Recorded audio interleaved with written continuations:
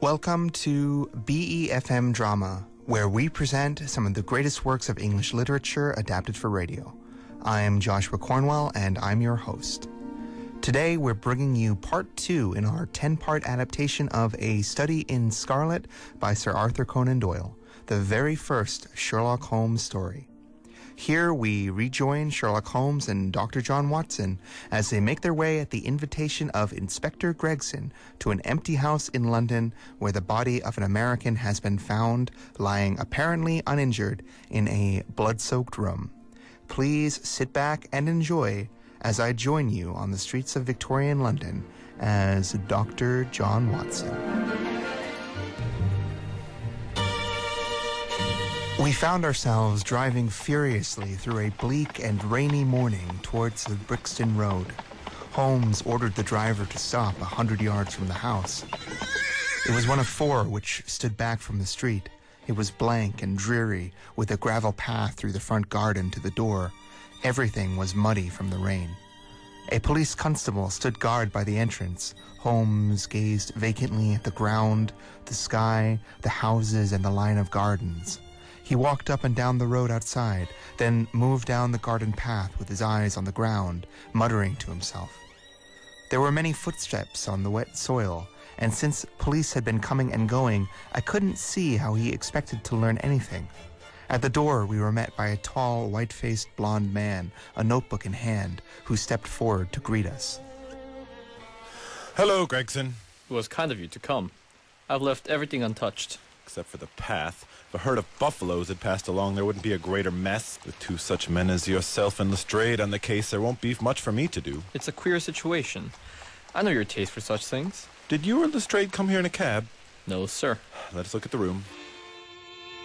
It was a large, square room, empty of furniture, damp and dusty, with a single red candle stub on the fireplace. The windows were so dirty that the light inside was dim. I hardly noticed these details, because I was focused entirely upon the single motionless figure that lay stretched out on the floor with vacant, sightless eyes gazing at the ceiling. He was about 43 or 44 years of age, middle-sized, with crisp black hair and a beard. He was dressed in fine clothes with a hat beside him. His arms were clenched and thrown aside, and his legs were tangled up in pain. His face had an expression of pure horror and perhaps of hatred. There was blood splattered thickly on all the walls. I have seen death in many forms, but never has it appeared more horrible to me than in that grimy apartment. Lestrade stood by the doorway, a sallow, rat-faced man. This case will make a stir. It beats anything I've seen, and I'm no chicken. Sherlock Holmes approached the body and examined it intently. His nimble fingers moved everywhere, feeling, pressing, unbuttoning, examining, while his eyes wore that same faraway expression I had seen on the street outside. His examination was made quickly, but with exacting detail. Finally, Holmes sniffed the dead man's lips, then glanced at the soles of his leather boots. You're sure there's no wound? Positive. Then this blood belongs to a second individual, presumably the murderer. Has he been moved at all? No more than was necessary for the purposes of our examination. You can take him to the morgue now. There's nothing more to be learned. Gregson called in 4 men with the stretcher, and the body was lifted. As they raised it up, a ring tinkled down and rolled across the floor. Lestrade grabbed it and stared at it with mystified eyes. There's been a woman here. It's a woman's wedding ring. This complicates matters. Heaven knows they were complicated enough before. What else did you find in his pockets? We have it all here. Leather card case with the name of Enoch J. Drebber. No purse, but cash for £7. A letter to Joseph Stangerson discussing plans to return to New York. Where was it addressed? The American Exchange. Have you tried to find this man, Stangerson? Yes, but we haven't yet. Have you messaged Cleveland? We telegraphed this morning. What did you say? We simply detailed the circumstances of the death and asked about this man Stangerson. Nothing else? No.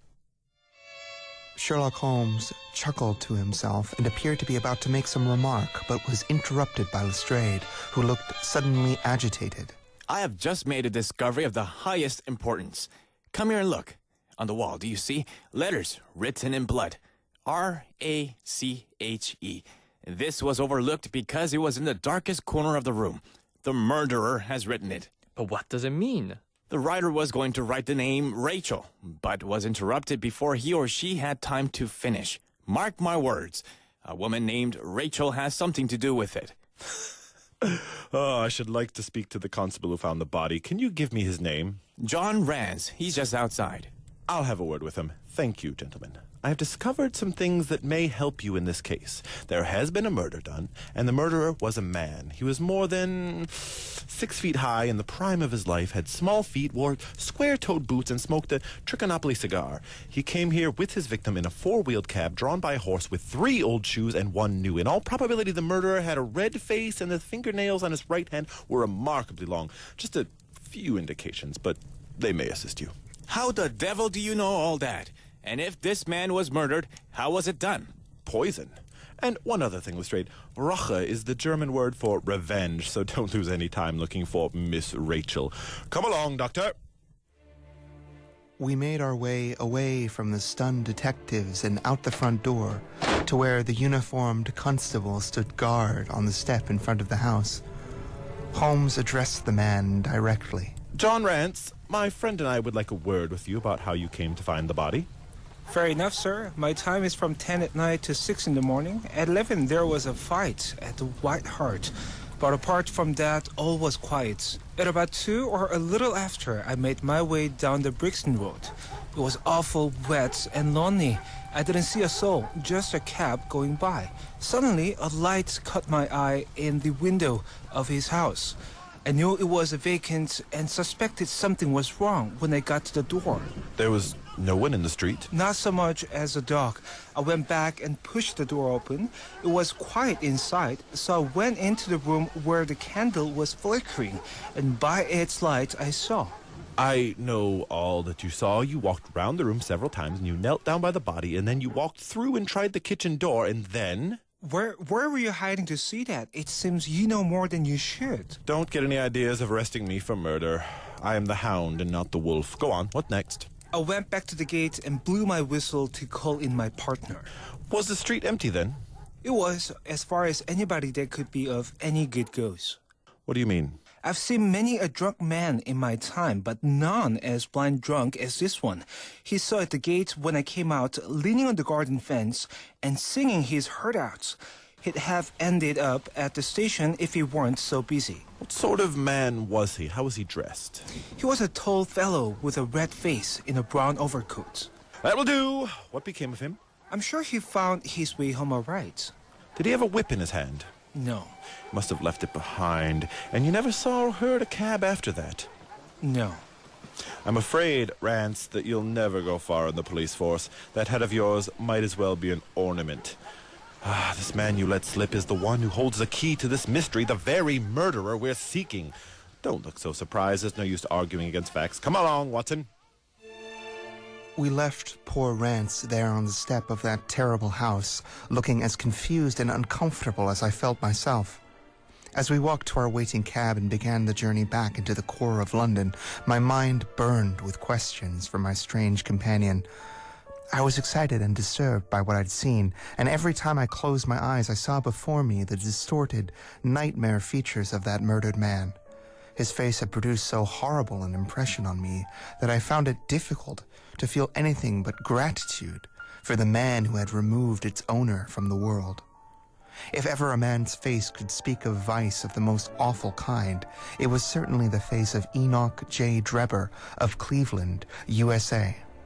Still, I reminded myself, closing my eyes in the rocking cab, the evil of the victim was no justification for murder in the eyes of the law.